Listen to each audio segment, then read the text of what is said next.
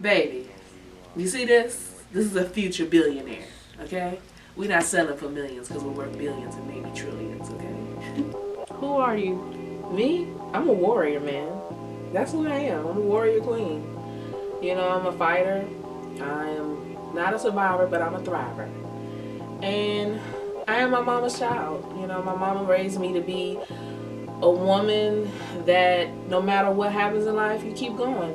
And the one thing my mom instilled in me was, even if you don't like doing something, I need you to be committed to it and finish it, because you're not going to always feel like doing what you're called to do. So that's like who I am. I mean, and if you put it in sentences. And my name is Danielle Easterlin, and I'm a Washingtonian. That's about it. So as a woman, do you find that being a finisher is more of a woman's mentality, or is it something that people have, been raised to do? Is it a woman's mentality? I'll say this because I can't speak for every other woman. It's this woman's mentality, because I come from a family of non-finishers. And I said, I don't want to be a non-finisher.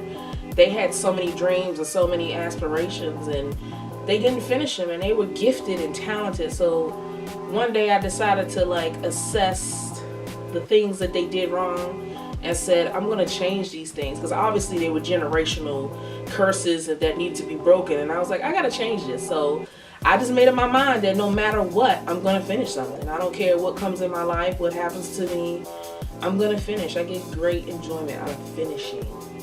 And I think finishing is just something that's birthed in you because it's a desire in you to have it.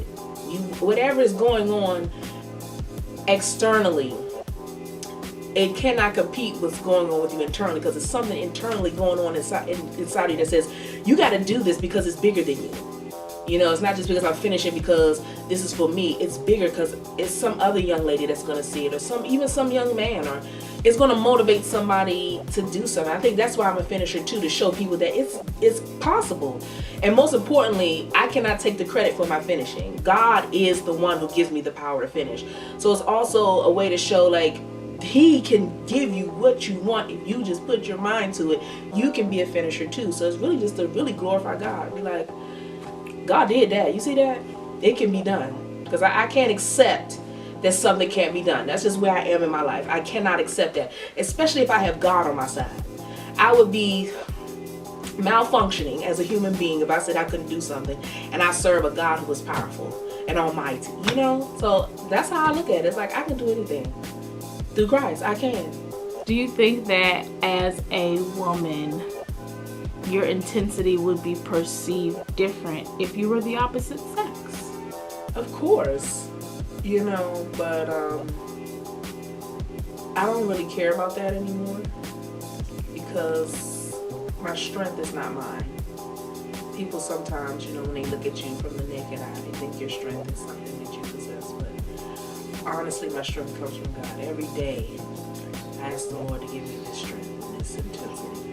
So what they really see is God. It ain't even me. That's why I'm like, if I was a man, yeah, you would say he's driven and whatever, but part of me being a woman is having strength. And my strength is not from myself, it's from God. So I'm not apologizing. I used to feel like I had to apologize for being strong. And I don't apologize anymore, because your strength comes through your trials that you survive, your heartbreaks, the things that I've accomplished in my life. You daggone right I'm going to have strength. I've climbed some mountains, moved some mountains. So the byproduct of those things would be strength, and I'm not going to apologize for it. And if you have a problem with my strength, you're just too weak to understand. So that's just how I feel about that, I am an empowerer of any person, but particularly women, because we're always put in a place where if we're too strong with this, you know what, at the end of the day, it produces something. I can say my strength destroyed you, but it doesn't. It produces something in every person that I meet. It gives them excitement. It gives them hope. It gives them strength. So I used to be self-conscious about it, but after after looking at all my life for these 40 years, you can't help but to move mountains and get muscles. I'm sorry. Not apologizing. So, as a woman, what are your thoughts on the female empowerment movement?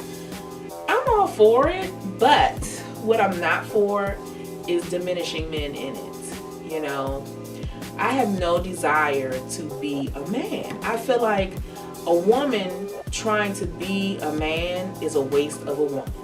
I'm sorry. We are something so much more peculiar and so much more that it's just, I don't know. Men have a purpose in our lives, and I don't know why we can acknowledge them that they have a purpose in our life without losing ourselves.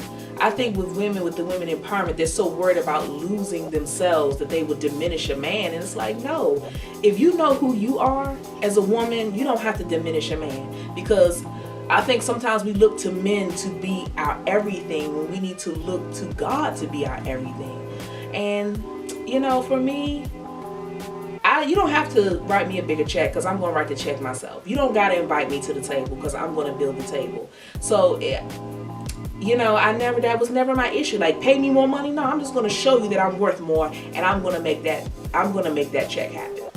I'm going to show you don't want to invite me. I'm going to make something so big that you're going to want to come to what's mine. So, nah, I ain't fighting people for something I know God gave me the gift to give. So, that's how I feel about that. But I'm all for empowering women, but I ain't about to diminish men, because men are an asset to us. And, you know, I wouldn't be here according to the Bible that we came from man. I'm just a man with a womb. That's it. And I honor that because I honor God. I honor how He created it. Man came first, then me. But then I came with something extra. I bring life. So that's what I walk in, the ability to bring life. And not just through my uterus, but just through my persona. If I come into a house and decorate it, I bring life. If I come into a room, I bring life. So I walk in my ability to bring life. So I don't have to compete with a man for anything, because baby, I'm life. As a woman who pours into women daily, what is your advice for them forging their own paths in life? Wow. I think one of the first things is you have to remove all of the paths that other people want you to go. And then ask God to forge that path. And the reason why I go back to God is because He's the one that's created you. You can't know yourself through yourself. You have to know yourself through the one who created you. When you get to know your Creator, you know yourself. And once you get to a place where you know who He is and what He can do through you, you're like, oh, okay, and then He'll illuminate your path. And then I think the other thing too that gets in the way is people are not healing. I think we as women, we need to take the time to heal and teach our daughters to heal in areas where we didn't. Because if not, it'll just keep this succession of us putting ourselves second or third or not even on the list. And I think for me as a woman, I think one of the paths that I'm creating, that God is using me to create, is the path of taking care of me first. Not in a selfish way, but in a preservation way, that if I'm my best to everyone else. And that I am not the savior to everyone. I don't have to put myself on the back burner for everyone. So that's something too that we as women have to do. And then also, especially women that have like dreams and businesses and things like that, your dream is your dream. Don't get mad at your spouse because your dream is not his dream. Your path is your path. You can still be his wife and follow your dreams, because sometimes we want people to be where we are. God didn't give it to them. He gave it to you. So it's your responsibility to bring it forth. They're just in your life to give you the encouragement and the love that you may need. But I'm not necessarily expecting them to love it like me and desire it like me. But it's also my responsibility to bring balance, to say, you know what? I'm going to stop what I'm doing right now to just build this as well. So I'm not going to, it's about us finding balance as well between forging that path and also building the relationships in our life. And I feel like if it's anything that God has put in you, He's put it in you because you're the one who can do it. Just remember that when you start doubting yourself, he's the one that said, hey, you do this, you build this, you say this, you write this. So if he believes in you, that's all you need. It don't matter if people are not supporting you. It's fine. If God tells me that I can do something because he is who he is, then baby, let's do it. And I think if we take on that mindset more, and even when my doubts do show up, even when my fears do show up, you know what? I fight through them because I know that that's not God. I recognize that the fears, the doubts, the low self-esteem, the rejection, yeah, they may talk to me and tell me certain things, but it's up to me if I'm going to listen and obey them. But I'm still going to obey God, even though they're trying on the sidelines to tell me, oh, you can't. Yes, I have that issue, but you know what? I keep my eyes on God so much that after a while, the peanut gallery goes away. So I feel like if God tells me that I can do something, then I can do it. I really do. I don't see why I can't. And I think when people tell me I can't do something, it fuels my faith even more than I'm going to show you better than I can tell you. I'm going to show you what my God can do. So yeah, I mean, do it. Do it. And do it fearlessly. And do it with fear until the fear disappears. Do it even if you doubt yourself until you be like, oh yeah, I can do it. Just do it. And that's it. It's no magic formula. You just get up one day and take the steps and you do it. And that's it. That's it. It's no like, affirmation. It's just you get up and you make it. It all starts with a decision. You could say affirmations all day, but it's not until you make the decision to do something that's when actions start hitting. So yeah, that's how I feel about that. Just do it, girl. I'm talking to somebody. Do it.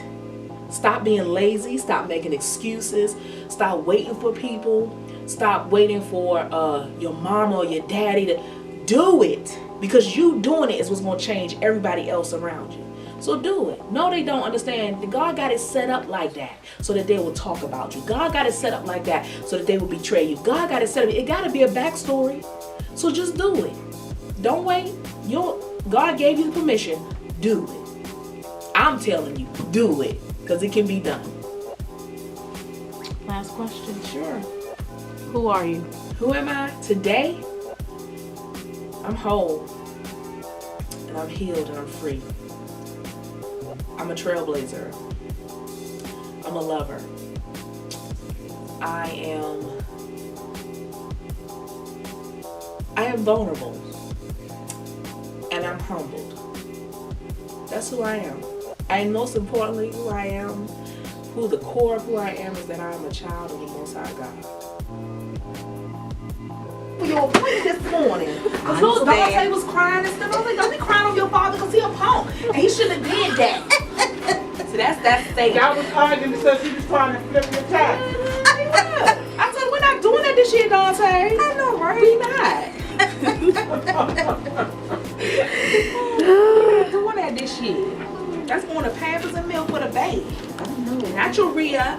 You smoked the last one up, girl. Oh my God. I absolutely am. No, BTS. We don't do business like that. What not to do? What not to do in the salon, for real. No, I used to work in places like that. Yes, Chad. I told Stay you. all night trying to get your hair done. Yeah, look at the business partner that pushed her client in the head. I was like, man, don't take that from that lady. What's wrong with you? Sandra stars and all them jokers. I tell you, it's like, that's when we get up out of here. I feel like stylists like me are passing away though, because this new generation is, I don't know. They ain't shampooing hair. What? They don't want to talk to the clients. Man, you right. Yeah. How you be in the service industry and don't want to talk to nobody? Just be like, drop your ball head off and come back at 3 and get it. The what? Just drop your ball head off at 3 and you could come back and get it. That's what you can do. That's what you can do. Do you have layaway clients for your clients? No. We don't do no layaway. No, we do not. Food I take stamps? EBT though, girl. Snaps. EBT? Get some snaps and you can get me some snap on tracks, honey. Okay. Let's take this off. Come on.